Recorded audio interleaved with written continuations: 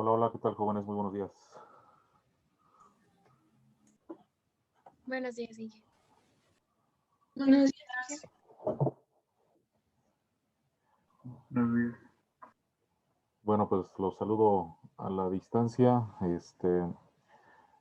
El día de hoy teníamos programado en nuestro cronograma actividad solamente con video, pero creo que como viene ahorita un tema que tiene que ver con la parte de tuberías, o sea, hablar de los elementos restantes que conforman a las instalaciones, creo ahorita más conveniente, mejor esta sesión, llevarla, ahorita como la tenemos en línea y ya la siguiente semana, el próximo sábado, este, ya estarán recibiendo ustedes a las 8:30 en punto, el video de los siguientes temas, donde ya empezaremos ya a trabajar un poquito, ya a meternos con las bases de la parte de cálculo. Digo, aquí solamente todavía esta sesión, pues va a ser una sesión donde vamos a comentar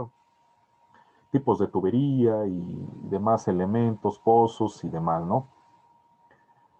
Entonces, la sesión pasada, que de hecho ya empezamos a trabajar con la unidad 2, donde quise explicarles, pues para ir entrando un poquito más en materia sobre esto, sobre la importancia de manejar el tema de certificados a la hora que nosotros nos toca adquirir material. No hay que perder de vista que pues nuestra labor como ingenieros, híjole, es muy variable, por así decirlo. Lo mismo podemos estar trabajando como proyectistas, podemos estar trabajando en la parte de costos, presupuestos, podemos estar trabajando como supervisores, podemos estar trabajando como dibujantes. Y en algún momento hasta me tocó conocer a un ingeniero que hasta trabajaba de maquinista, ¿no? Porque luego su operador no llegaba y pues también él se metía ahí para avanzar con el tema de la zanja. Entonces, vaya, el trabajo es variado. Hay veces que luego las constructoras son un poco abusivas en ese sentido, de que quieren que como ingenieros seamos todólogos y la realidad es que no se puede ser así. Sobre todo cuando se pretende ser todólogo, no se cumple pues con todo, o sea, así de simple. O sea, cuando alguien siempre piden, oye, es que necesito que sepas dibujar, necesito que sepas elaborar presupuestos, necesito que sepas proyectar, necesito que sepas supervisar, necesito todo, todo, todo, necesito que manejes compras, necesito que estimes, necesito que, en fin, cuando es todo eso. Conozco gente que les gusta meterse en, ese, en esa dinámica, pero la verdad es que no rinden. Esa es la realidad, ¿no? Pero bueno, lo comento para que ustedes sepan en qué áreas y cómo es la situación que se van a ir encontrando durante el proceso, por lo menos en la parte de alcantarillado, pues yo estaré haciéndoles observaciones. Vaya, la experiencia que en ese sentido tengo, creo que tampoco es tan mala y he tenido oportunidad de trabajar tanto para dependencia federal, estatal, municipal y privada, y ya, y ya me he encontrado pues varias cosas que ahí estaremos comentando en el transcurso. Bueno, entonces vimos lo del tema de certificación. Vamos a platicar sobre la parte ahora como tema importante, la parte de tuberías.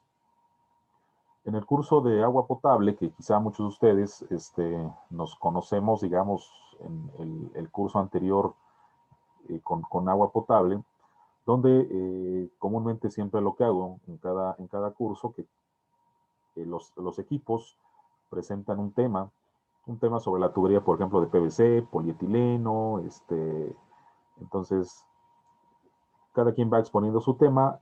Aquí, la razón por la que ya no solicito presentación, porque de entrada son muy pocos los materiales y podemos avanzar un poco más rápido. En el caso de agua potable, si es necesario ir platicando un poquito más a detalle. Aquí avanzamos un poquito más rápido, por esta razón no solicito presentación y yo soy el que hago la exposición sobre las tuberías, ventajas y desventajas de cada uno de los materiales y cuál es recomendable utilizar en qué casos. Y entonces dice aquí el texto, dice, la tubería de alcantarillado se compone de 2 o más tubos acoplados mediante un sistema de unión. Los parámetros de la selección de la tubería son, y bueno, aquí vamos a ver parámetros y quizá cualidades que van a tener las tuberías, como por ejemplo hermeticidad, quizá como el más importante. Recordemos que por lo menos ahorita el tema que estamos llevando es alcantarillado sanitario, y eso implica que no deba de existir en ningún momento fuga del agua residual, porque si esta llegase a presentar, con el paso del tiempo podría alcanzar el acuífero y contaminarlo. Digo, no solamente el acuífero, el primero que alcanza es el nivel freático y luego alcanzaría con el paso del tiempo un poco más adelante el acuífero. ¿Qué pasa si alcanza, por ejemplo, el nivel freático? Que luego mucha gente tiene la costumbre de perforar sus pozos, lo que se le llama los pozos artesanales o pozos someros, de donde extraen agua. Entonces, si la gente está confiada, que cree que porque el agua viene del subsuelo y es agua pues limpia, ahí estaría entrando en un problema y obviamente un foco de infección. Resistencia mecánica, entiéndase como resistencia mecánica a la carga que puede recibir cuando ésta está instalada. No todas las tuberías suelen estar en pasos, digamos, donde no hay cargas. Hay, por ejemplo, vialidades donde se reciben las cargas de los vehículos y camiones más pesados que tenemos en el país. Y entonces esas cargas que reciben las tuberías, pues las tuberías deben de tener la suficiente resistencia para poder aguantarlas, ¿no? Y como lo van a ver más adelante, pues también no solamente es el propio material el que resiste, sino que también hay una interacción con con el material de relleno. O sea, eso también juega un papel importante. Durabilidad, se ha dado mucho el caso de que los fabricantes, obviamente, cuando te venden su material, te quieren vender, como se dice por ahí de manera popular, pues las perlas de la Virgen, ¿no? O sea, te dicen que tu material es hasta de 20 años, 30 años, o sea, dan ellos sus pronósticos de durabilidad y resulta que solamente te aguantan de 10 o 15 años. Ahí nada más hay que tener cuidado y por eso precisamente, para eso sirven los certificados o las certificaciones. Resistencia a la corrosión. Recordemos que el agua que se va a conducir, ya cuando el agua es residual, cuando el agua que se está descargando de las casas, pues ya lleva, por ejemplo, ya lleva cloro, ya lleva detergentes, otros productos por ahí químicos. En algún momento la gente tiene la costumbre de descargar el aceite que utiliza para cocinar, que por cierto ese aceite no se debe de descargar en el drenaje municipal, o sea, bueno, empezando en la tarja, no debe de descargarlo la gente porque es un material muy difícil de tratar. Entonces, lo que se recomienda es que si la persona ya cocinó, lo almacene en alguna bandeja y que mejor lo lleve al sitio donde se pueda utilizar. Hoy en día hay empresas que se dedican a recoger todo ese aceite para producir biocombustible.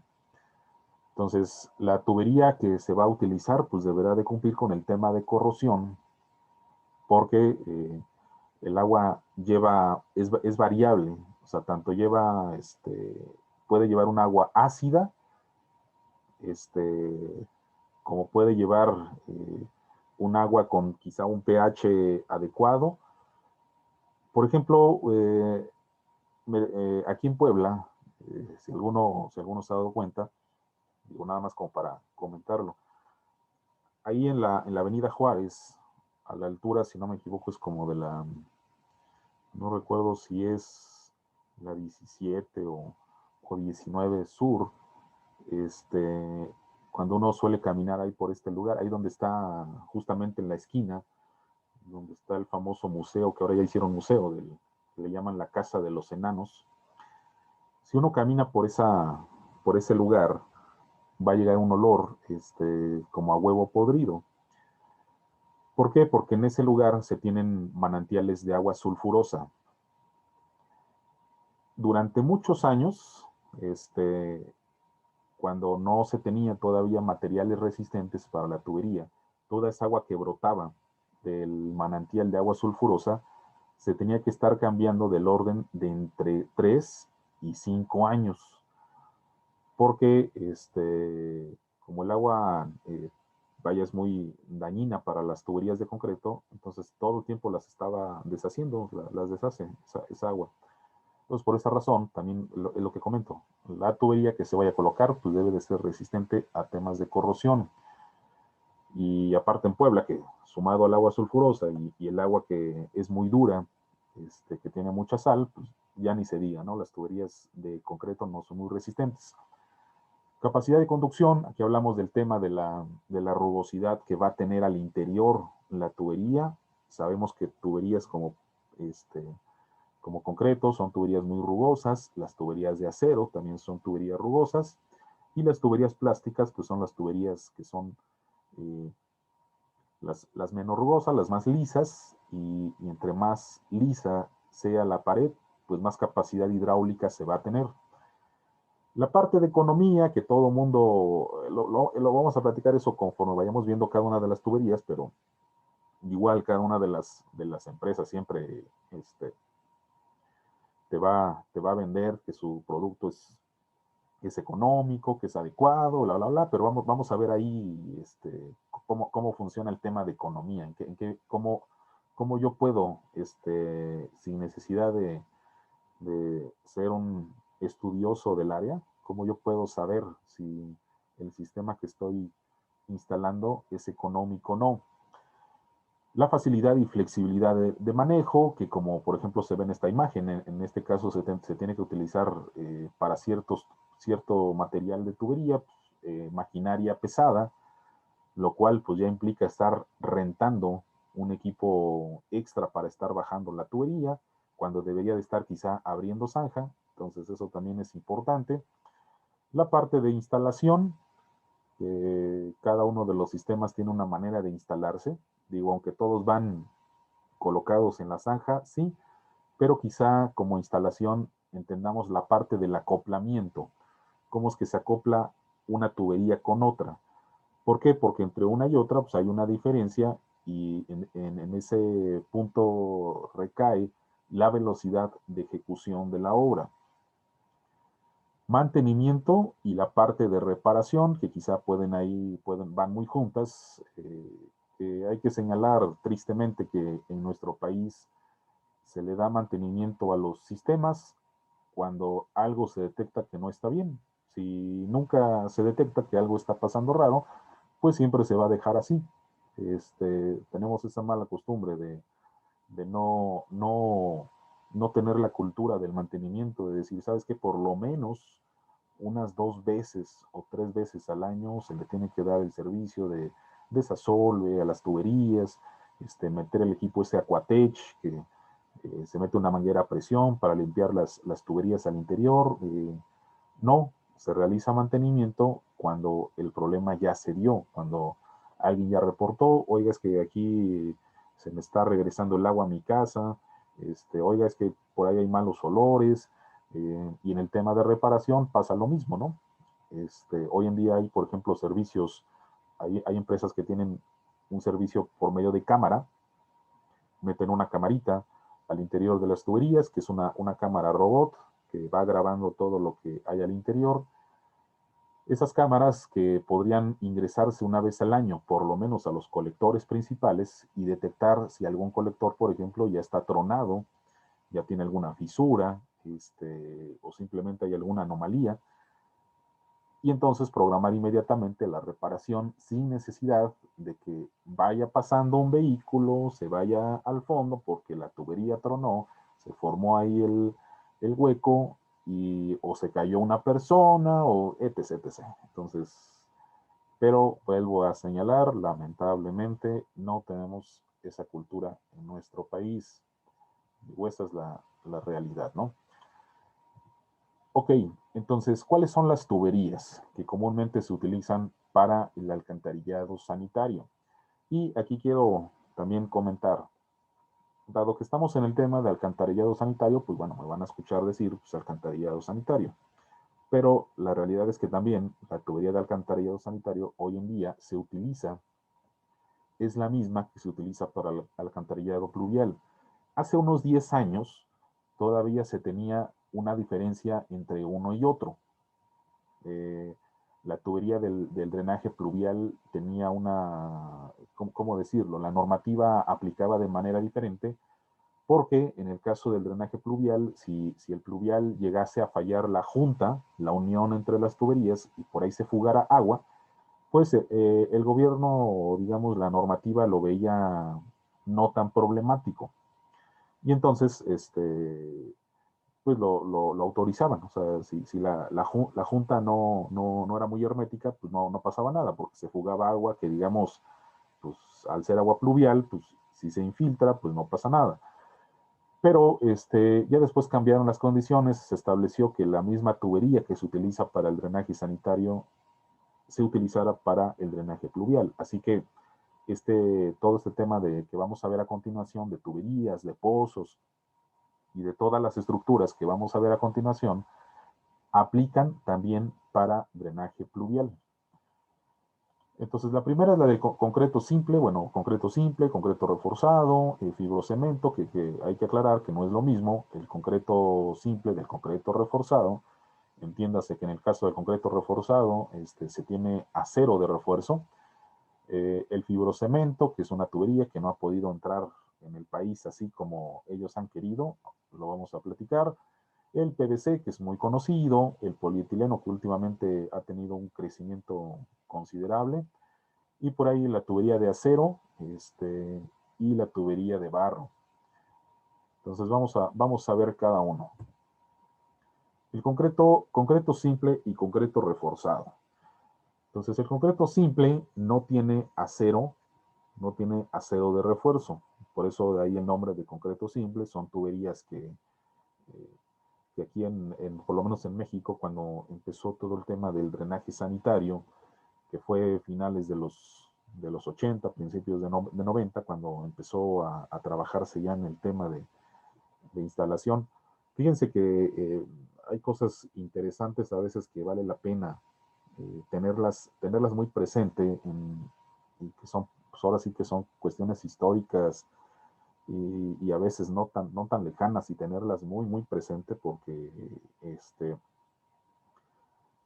pues porque realmente somos un país muy joven con el uso de estos sistemas. Esa es una realidad.